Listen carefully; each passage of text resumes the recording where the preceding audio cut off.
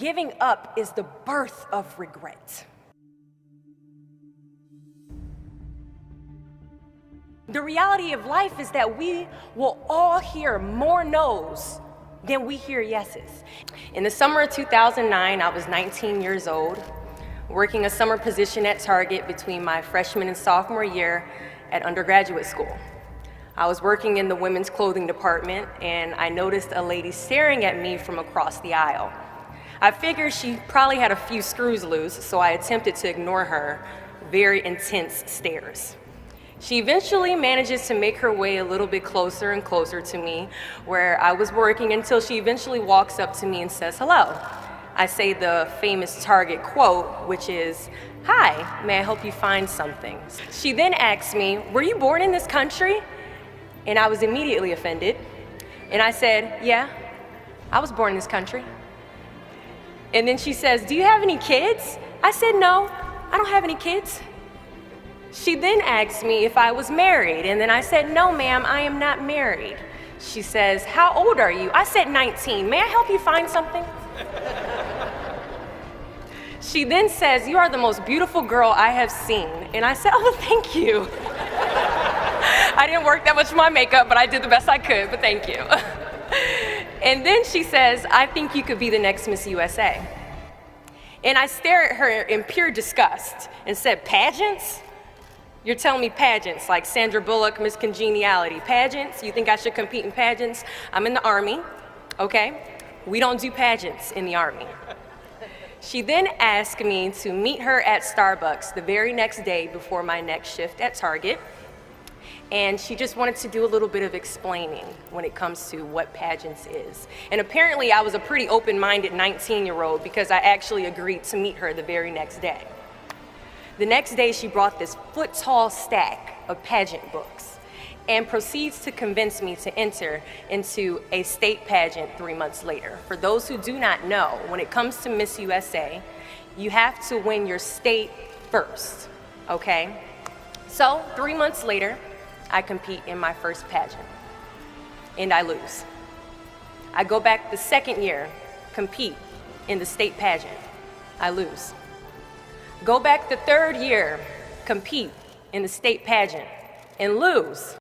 Go back the fourth year, compete in the same pageant, and lose. I go back the fifth year, y'all, compete in the state pageant and lose. But guess what? I go back the sixth year, guess what happens? I lose. I called her on the phone and said, "You told me I could be the next Miss USA." And she says, "Deshauna, keep working, don't quit, keep going back." And in June of 2015, she passes away from leukemia. 6 months later, in December 2015, I win Miss District of Columbia, USA. And 6 months after that, in June of 2016, I become the first soldier to win Miss USA.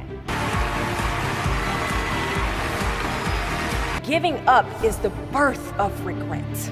Giving up is something I did a lot of growing up, and I don't think I really challenged myself to stick anything through until I joined the track team in middle school.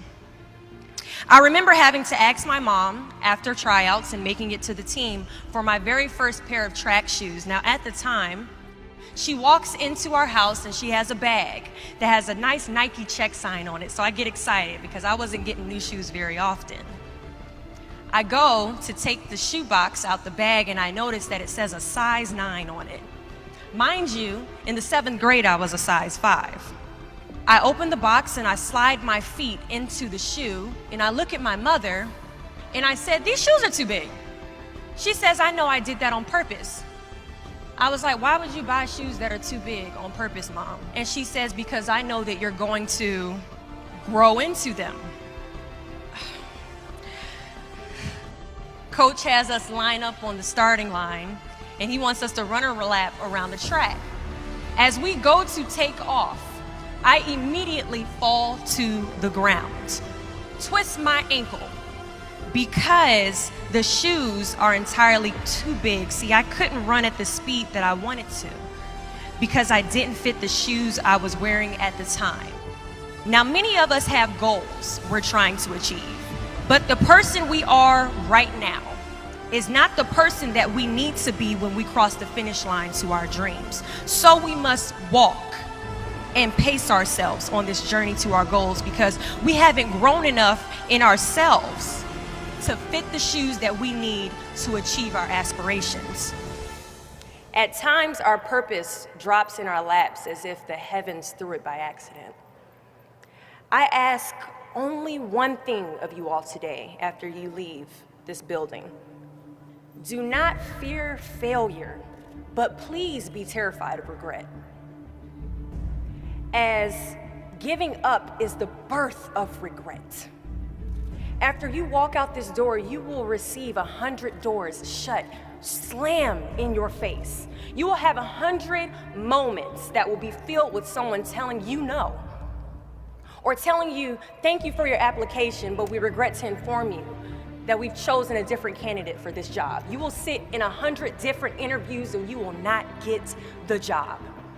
The reality of life is that we will all hear more no's than we hear yeses. And we will fail a lot, and I mean a whole lot. But what I ask of you today is to not take no for an answer.